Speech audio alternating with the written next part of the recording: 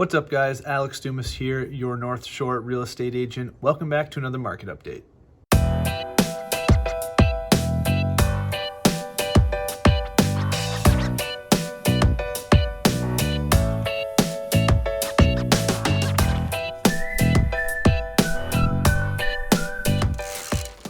This week we saw another rate increase.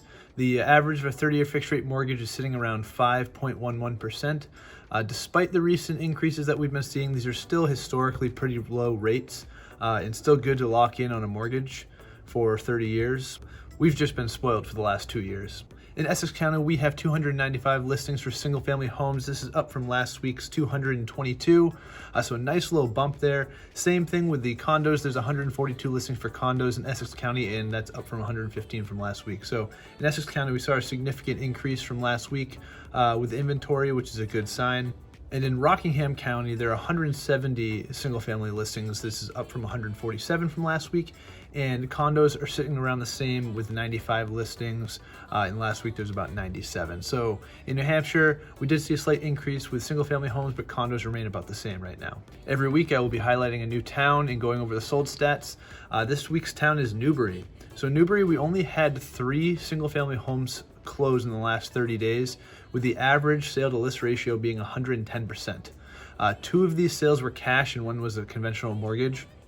So what do we know from that? That means there's less listings in Newbury than there are in other parts of Essex County, certainly the surrounding areas, and it is a very competitive market. 110% over is about 5% higher than the average, which is sitting at about 105% sale to list ratio for the surrounding areas in Essex County in general.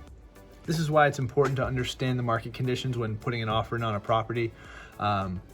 Looking at the sold stats for the last 30 days is certainly a good starting point. It's not an end-all be-all, but it's a good indication of where you need to be to make a competitive offer on a property. Thank you so much for checking into this week's market update.